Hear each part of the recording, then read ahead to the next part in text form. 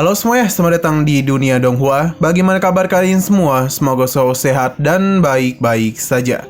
Sesuai jadwal, jadi pada hari ini kita akan kembali membahas spoiler Penakluk Bintang berdasarkan cerita novelnya. Yang mana ini ada chapter 496 sampai 499. Cerita berlanjut, di tengah luasnya dunia sungai darah berdirilah Slothmon, sebuah kota raksasa yang membentang hingga 10 juta kilometer persegi. Temboknya menjulang tinggi setinggi 300 meter, begitu panjang hingga pandang mata tak mampu menangkap ujungnya, bagaikan barisan pegunungan hitam yang memisahkan dunia luar dari kota yang hidupnya di dalam. Gerbang utama Slothmon sendiri merupakan keajaiban, dengan lebar hampir 100 meter dan tinggi yang mencapai 200 meter, memberikan kesan kuat dan kokoh di sana. Sekelompok prajurit dengan baju besi lengkap menjaga gerbang, menuntut biaya masuk dari setiap orang yang datang. Para prajurit itu dengan pasukan yang tangguh, mereka memegang senjata besar seperti kapak dan pedang, siap untuk menegakkan hukum kota dengan cara apapun yang diperlukan. Sesekali teriakan kasar mereka terdengar saat mengusir para pengunjung yang berdiri mencoba masuk tanpa membayar. Di tengah kerumunan, Lao Fang, seorang pendatang dari tempat yang jauh, memperlihatkan semuanya dengan tenang. Ia mengamati kekuatan para prajurit itu. Meskipun di bumi mereka mungkin akan dipuja seperti dewa iblis, di dunia ini mereka hanyalah prajurit biasa. Mereka adalah bintang 5 kelas prajurit yang sangat kuat jika dibandingkan dengan standar tempat asal Lao Fang.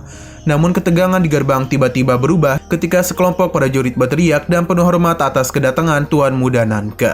Para prajurit yang tadi kasar dan penuh ancaman kini mundur dengan patuh, memberikan jalan bagi Nanke dan rombongannya untuk masuk tanpa perlu membayar. Meskipun demikian, Paman Nanke, seorang pria bernama Guntur, dan senyum ramah tetap mengeluarkan sejumlah uang hitam, memberikannya kepada prajurit terdepan. Nanke mendekati Lao Fang, dan setelah mereka berhasil masuk ke kota dengan senyum yang cerah, ia berkata kalau kota ini adalah rumahnya. Ia mengenal setiap sudutnya. Nanke juga mencoba menawarkan Lao Fang untuk tinggal di rumahnya sebentar. Setelah beristirahat, Nanke akan menunjukkan semua yang ada di kota ini kepadanya. Paman Guntur juga menyambut dengan hangat, menawarkan Lao Fang untuk tinggal bersama mereka. Akan tetapi Lao Fang hanya mengangguk sambil tersenyum kecil dan sopan menolak ajakan Nanke. Lao Fang tahu bahwa tinggal bersama keluarganya hanya akan menimbulkan masalah di kemudian hari, terutama dalam misinya yang sedang berlangsung. Nanke tampak kecewa, tapi dia tetap berusaha menahan diri. Oleh karena itu, Nanke mencoba bertanya bagaimana cara Nanke melihat Lao Fang lagi di kota, di mana Nanke bisa menemukannya. Lao Fang pun menjawab jika Nanke ingin bertemu, maka datanglah ke Pavilion Awan Terbang. Setelah itu, tanpa banyak basa-basi lagi, Lao Fang berbalik dan berjalan menyusuri jalan panjang kota, hingga siluetnya menghilang di antara kerumunan. Nanke dan Paman Guntur hanya bisa menyaksikan dari kejauhan. Paman Guntur, seorang prajurit berpengalaman, tidak bisa menahan kekagumannya kepada Lao Fang. Paman Guntur mengaku kalau Lao Fang adalah prajurit terkuat yang pernah ia temui sepanjang hidupnya.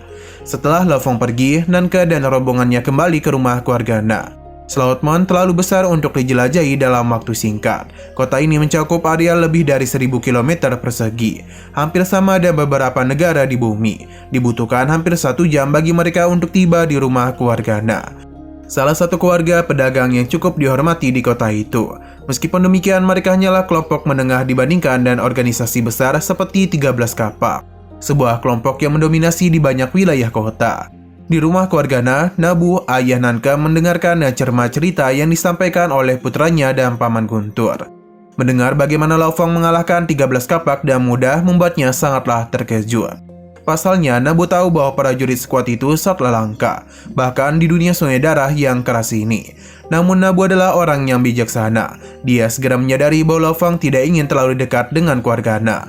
Meskipun demikian, ia juga tahu bahwa Lao Fang tidak memusuhi mereka, karena kemungkinan Lao Fang itu memiliki kesan baik kepada Nanke. Meskipun Nanke ingin pergi ke Pavilion Awan Terbang untuk bertemu Lao Fang lagi, namun Nabu menghentikannya dan menyuruhnya agar Lao Fang jangan terburu-buru. Menurut Nanke, jika terlalu terburu-buru bertemu Lao Fang, maka dia itu tidak akan menghargainya. Setelah Nanke dan Paman Guntur meninggalkan ruangan, Nabu duduk dan merenung, sambil bertanya-tanya apa yang sebenarnya terjadi dengan keluarga Yu. Apa yang membuat 13 kapak ingin menyerang mereka? Ini pasti bukanlah masalah kecil. Sementara itu, Lao Fang berjalan-jalan di kota Slothmon. Dia tidak terburu-buru untuk mencapai Pavilion Awan Terbang. hotel paling mewah di kota itu. Sebaliknya ia menghabiskan waktu berkeliling, mendengarkan percakapan orang-orang untuk mencoba memahami dinamika kota itu. Slothmon adalah tempat yang aneh, tidak ada matahari atau bulan di langitnya. Sebaliknya, 18 awan di atas mereka memberikan cahaya dan kegelapan, menciptakan siklus waktu yang berbeda dari bumi. 1 hari di Slothmon setara dan 7 hari di bumi. Setelah puas dengan penjelasannya, Lo Fang akhirnya tiba di pavilion awan terbang. Hotel ini sangatlah besar dengan diameter mencapai 10 km. Interiornya dihiasi dengan kemewahan luar biasa, mampu menampung hingga 500.000 tamu. Ketika Lo Fang memasuki lobi yang luas, ia disambut dengan seorang pelayan wanita berpakaian gaun bulu hitam. Lalu Lo Fang langsung memesan 1 kamar di tingkat awan. Wanita itu kemudian segera memproses pesanan dari Lo Fang. Setelah transaksi selesai, Lo Fang diantar ke kamarnya yang mewah dengan tanaman bunga dan kolam di sekitarnya. Kamar itu yang berada di tingkat awan adalah yang terbaik yang ditawarkan oleh hotel ini. Setelah duduk dengan nyaman di kamarnya, Lo Fang memanggil para pelayan untuk memberikannya informasi tentang kota ini. Pelayan itu yang telah tinggal di kota Slothmon selama lebih dari 2 abad dan bersemangat memberikan sebuah informasi yang ia ketahui. Selama 2 jam penuh, pelayan itu menceritakan tentang tokoh-tokoh penting, keluarga-keluarga besar, dan kekuatan-kekuatan yang mendominasi kota. Setelah mendengarkan dengan cermat, Lo Fang akhirnya tahu bahwa keluarga bulu murni mungkin memiliki petunjuk tentang kristal sungai darah yang sedang ia cari. Dengan informasi ini, ia pun merencanakan langkah selanjutnya dalam misinya di kota Slothmon. Di wilayah gundukan Selau yang luas dan misterius, kekuatan politik serta militer dibagi menjadi beberapa level yang mempengaruhi kehidupan dan takdir penghuninya. Keluarga, organisasi, dan sekte di tempat ini berjuang untuk mendapatkan pengaruh dan kekuasaan. Di antara mereka terdapat beberapa keluarga besar yang telah lama menguasai wilayah ini. Mereka dipisahkan menjadi beberapa tingkat, keluarga dan kekuatan super, kekuatan tinggi, menengah, dan rendah. 2 keluarga yang dianggap sebagai kekuatan tingkat menengah adalah keluarga Na dan keluarga Yu. Mereka memiliki pengaruh yang cukup besar, meskipun masih berada di bawah beberapa kelompok besar lainnya. Salah satu kekuatan yang dianggap lebih kuat adalah kelompok 13 kapak, sebuah kelompok yang dikenal akan kekuatan dan pengaruhnya. Namun di seluruh gundukan Selau, ada 3 kekuatan super yang menguasai daerah itu, yakni keluarga Rockweed, keluarga bulu murni, dan keluarga Hulei. Keluarga Hulei dikenal sebagai kelompok buas yang unik, sementara memegang kekuasaan atas kota ini sendiri. Keluarga bulu murni di sisi lain adalah keluarga bisnis yang paling sukses di seluruh wilayah. Mereka telah menguasai pasar dan perdagangan dan keahlian mereka dalam memanipulasi ekonomi. Di antara ketiga kekuatan super ini, kristal sungai darah merupakan sumber kekuatan yang sangatlah berharga. Untuk menjadi pemimpin kota, seseorang harus melebur dengan kristal ini dan mendapatkan pengakuan dari kuil abadi. Hanya mereka yang berhasil menyatu dengan kristal yang berhak memimpin wilayah tersebut. Pemimpin kota saat ini diyakini telah menyatu dengan 1 kristal, dan dipikirkan ia masih memiliki kristal lainnya. Lo Fang, seorang pejuang muda yang berusaha untuk mendapatkan kristal sungai darah, mengetahui bahwa pemimpin kota adalah sosok yang sangat kuat. Sebagai penguasa domain, ia jauh lebih kuat daripada Lo Fang, yang hanya berada di level 9 alam semesta. Lo Fang menyadari bahwa meskipun dia cukup kuat untuk mengalahkan penguasa domain tingkat terendah, ia belum memiliki kekuatan yang cukup untuk menghadapi pemimpin kota yang mungkin berada di level domain 7 dan 8. Oleh karena itu, Lo Fang memutuskan untuk mengalihkan fokusnya kepada keluarga bulu murni. Meskipun mereka juga merupakan kekuatan yang sangat kuat, mereka tidak sekuat memimpin kota. Dengan rencana yang matang, Lo Fang bertekad untuk mengejar pemimpin keluarga bulu murni dan mendapatkan kristal yang dia butuhkan. Keesokan paginya, Lo Fang duduk di kediaman dan mempersiapkan langkah berikutnya. Dia merasakan kehadiran Nankah yang mendekati tempat tinggalnya bersama ayahnya, yakni Nabu. Dengan kekuatan energinya, Lo Fang segera berkomunikasi dengan Nankah dan memsilakan mereka masuk ke pavilion tempat ia tinggal. Saat Nabu dan Nankah tiba, mereka segera mengucapkan terima kasih kepada Lo Fang karena telah menyelamatkan nyawa Nankah pada hari sebelumnya. Nabu menjelaskan bahwa keluarga Yu, salah satu keluarga yang berakar kuat di wilayah itu, baru saja jatuh karena kesalahan yang mereka buat. Seluruh bisnis keluarga tersebut hancur dan nyawa Nankah hampir terlibat dalam kekacauan yang terjadi.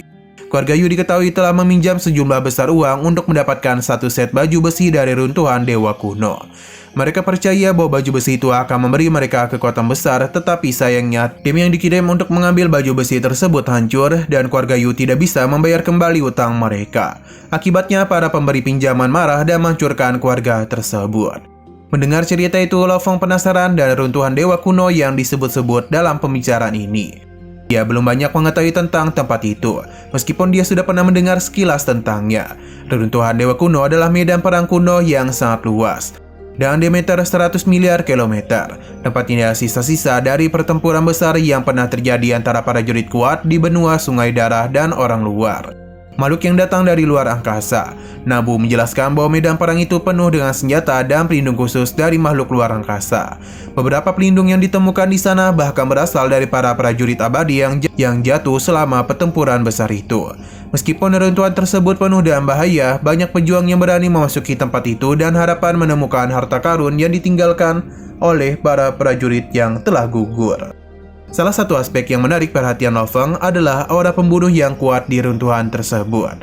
Aura ini memiliki efek yang unik, karena para prajurit dan aura pembunuh yang kuat dapat lebih mudah menyerap kristal Sungai Darah.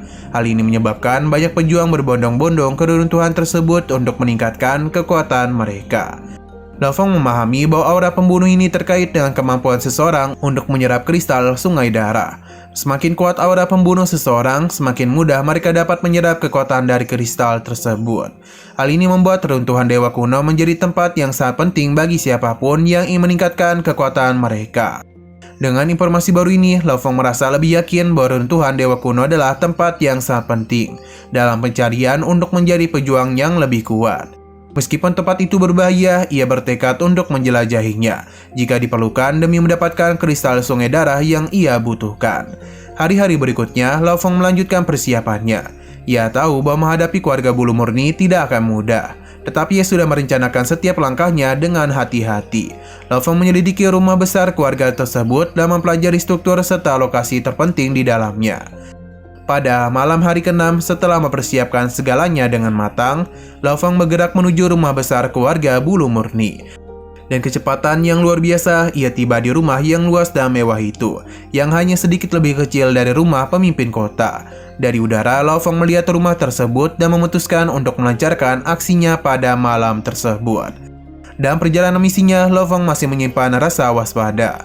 Meskipun ia telah menyiapkan rencana dan hati-hati, ia menyadari bahwa pertarungan melawan keluarga bulu murni akan menjadi ujian besar bagi kekuatannya. Namun dengan keinginan kuat untuk mendapatkan kristal Sungai Darah dan meningkatkan kekuatannya, Lo Fong tidak akan mundur. Lo Fong berdiri dan tenang di sudut tembok mengenakan jubah hitam yang panjang, yang melambai lembut setiap tertiup angin. Tidak ada baju besi yang ia kenakan pada hari itu, hanya bayangannya yang meluncur dengan tenang di bawah sinar rembulan. Dari tempatnya berdiri, dia bisa melihat kompleks keluarga bulu murni, salah satu keluarga yang paling berpengaruh di kota. Lo Fong pun tersenyum tipis ketika dia menghilang dalam kegelapan. Tubuhnya meluncur tanpa suara menembus benteng mewah itu. Rumah keluarga bulu murni membentang seluas 10 km persegi. Kelompok ini terbagi menjadi dua area besar. Rumah luar yang digunakan oleh anggota keluarga kelas rendah, serta rumah bagian dalam yang diperuntukkan bagi mereka yang memiliki status lebih tinggi. Keamanan di rumah luar terlihat cukup longgar, tetapi situasi berbeda di rumah dalam yang memiliki pengamanan jauh lebih ketat. Tidak heran karena rumah dalam dihuni anggota keluarga penting dan beberapa penasihat terdekat keluarga. Dalam 3 langkah cepat, Lo Fong sudah mencapai tepian rumah bagian dalam. Dia bergerak tanpa jejak, hampir seperti bayangan yang mengintai di malam gelap. Gerakan ilusinya membuatnya nyaris tak terlihat oleh mata telanjang, seolah-olah dia hanyalah angin yang menyelinap di antara vegetasi dan tembok tinggi. Ketika Lo Fong melompat di balik batu besar, ia segera menyadari betapa ketatnya pengamanan di sekitar area itu. Keluarga bulu murni memang dikenal kuat, dan bahkan di dalam terdapat beberapa penjaga tingkat alam semesta. Menurut Lo Fong, misi kali ini bukanlah misi yang mudah. Di momen serupa, tampak mata Lo Fong yang sedang memperhatikan setiap sudut, merasakan energi kehidupan di sekitarnya. Ia bergerak dengan sangat hati-hati. Sesaat kemudian ia kembali melesat. Tubuhnya berubah menjadi bayangan hitam yang meluncur cepat menembus jantung rumah bagian dalam. Di kejauhan beberapa penjaga sedang berbincang santuy dan bertanya-tanya siapa yang berani menyerang keluarga bulu murni. Mereka tidak menyadari siluet bayangan telah melesat melewati mereka. Lo Fong dan keterampilan ilusi yang sempurna bergerak semakin dalam menuju sasaran. Dia berhasil menghindari setiap penjaga, bahkan yang paling terlatih sekalipun.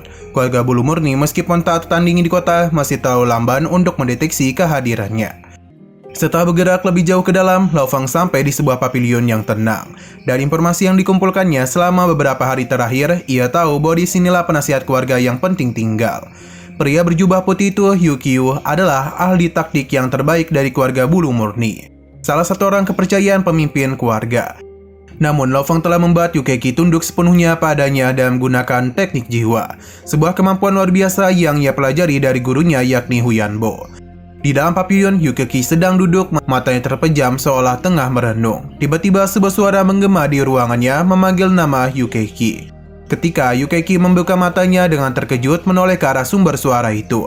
Di sana berdirilah Lao Fang, sosok berjubah hitam yang tak asing lagi baginya.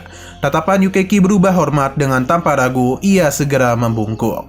Dan nada dingin Lao Fang mencoba bertanya apakah Yu Keki sudah siap. Dengan penuh kepercayaan, Yu Keki menjawab kalau ia benar-benar sudah siap. Terlebih lagi pemimpin keluarga sangatlah mempercayai Yu Keki. Bahkan jika ia menemui dia larut malam tidak akan ada masalah. Lantas Lao Fang mengangguk setuju dan menyuruh Yu Keki untuk memimpin jalannya. Keduanya kemudian meninggalkan pavilion dengan hati-hati. Mereka berjalan menyusuri lorong panjang menuju pusat rumah bagian dalam. Setiap kali mereka melewati penjaga, Yu Keki menyapanya dengan dingin. Tak ada seorang pun yang curiga terhadap kehadiran dari Lao Fang. Bahkan meskipun ia jelas bukan anggota keluarga bulu murni. Setelah melewati beberapa tingkat keamanan, mereka akhirnya tiba di area inti keluarga bulu murni. Di depan mereka saat ini adalah istana tempat tinggal pemimpin keluarga. Istana besar itu menjulang setinggi 9 lantai, dengan 2 penjaga berjaga di depan pintunya. Yu Keki melangkah maju dan memerintahkan kepada kedua penjaga itu untuk membuka pintunya. Pada saat itu, salah satu penjaga nampak curiga menatap Lao Fang dan bertanya. Yu Keki kemudian dan tegas menjawab kalau Lao Fang adalah orang yang ingin ditemui oleh pemimpin. Lalu Yu Keki kembali memerintahkan untuk membuka pintunya.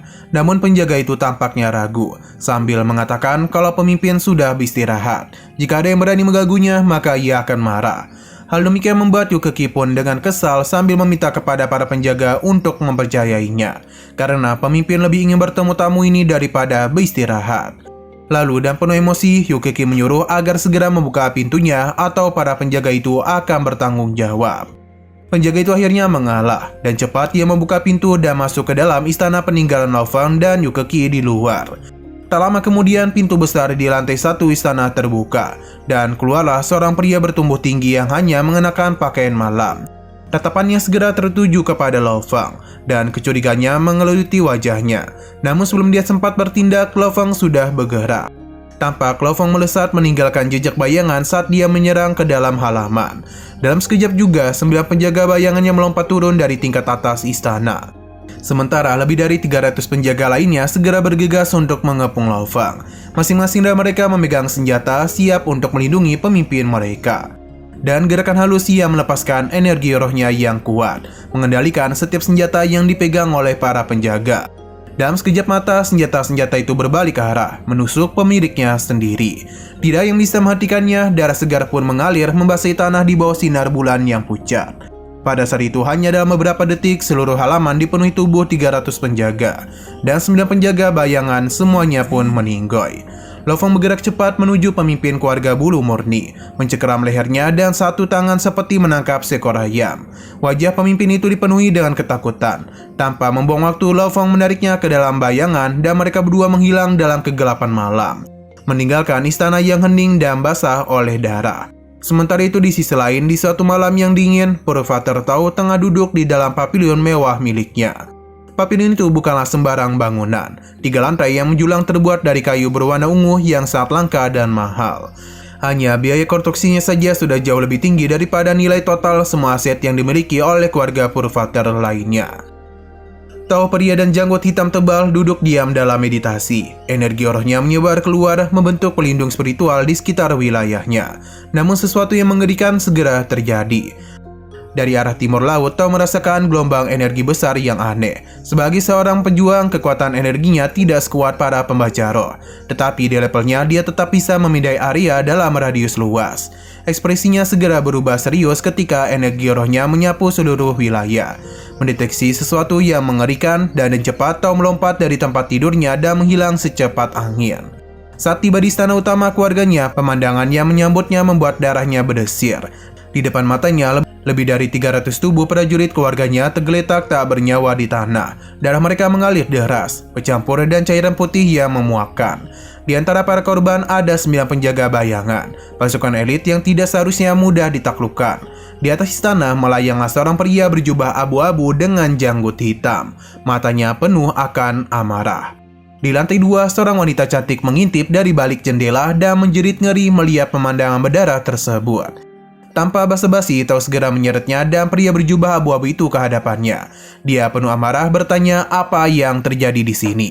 Ketika itu, Yukeki hanya menggelengkan kepala sambil berkata kalau dirinya tidak tahu apa yang terjadi. Hanya saja tiba-tiba muncullah siluet hitam, dan dalam sekejap semua prajurit itu bundir dengan senjata mereka sendiri. Selain itu, pemimpin keluarganya juga diculik. Perkataan itu membuat wanita di sebelahnya merasa terkecam ketakutan. Menimpali dengan gugup, lalu ia langsung menyalahkan Yukeki atas pertemuan yang membawa pemimpin keluar. Namun secara tiba-tiba senyum aneh muncul di wajah Yukeki. Sebelum ada yang bisa berkata lebih lanjut, tubuh Yukeki meledak tiba-tiba, mencabik-cabik wanita di sampingnya dengan tulang dan pecahan tubuh yang bertebaran. Wanita itu masih hidup meski tubuhnya berlubang besar. Berteriak, dia memohon untuk diselamatkan. Namun amukan Tao taklah terbendung. Gelombang energi kuning seperti lumpur melahap tubuhnya, mengakhiri hidup wanita itu dengan kejam. Pada saat yang sama, banyak tokoh penting keluarga Purvatar tiba. Mereka terkejut melihat pemandangan berdarah yang memenuhi istana. Mereka semua memahami satu hal, pemimpin keluarga Purvatar telah diculik. Dan mereka tahu bahwa hidupnya dalam bahaya. Tao kemudian penuh amarah memerintahkan agar segera mencari pemimpin keluarga dan membawa dia kembali. Sehingga segera semua anggota keluarga menyebar memulai pencarian gila di seluruh kota. Tao penuh kemarahan terbang ke udara menyebarkan energi untuk mencari jejak pemimpin keluarga yang hilang. Dia menyisir setiap sudut kota Sloutmon, namun hasilnya nihil. Sementara itu di istana pemimpin kota, seorang pria parubaya dan baju besi skala merah darah dan ukiran hijau di dahinya bernama Rokwin Seong melihat dengan dingin dari kejauhan. Dia menyadari bahwa ada sesuatu yang sangat buruk terjadi pada keluarga Purvatar. Menurut Seong, orang tua itu pasti mengalami kerugian besar kali ini. Perlu diketahui, Rokwin Seong ini adalah seorang pemimpin kota, tapi dalam hal kekuatan dia masih sedikit di bawah Tao. Alasan mengapa Seong bisa menduduki posisi pemimpin adalah karena koneksi politiknya dan kemampuannya dalam menyerap kristal sungai darah.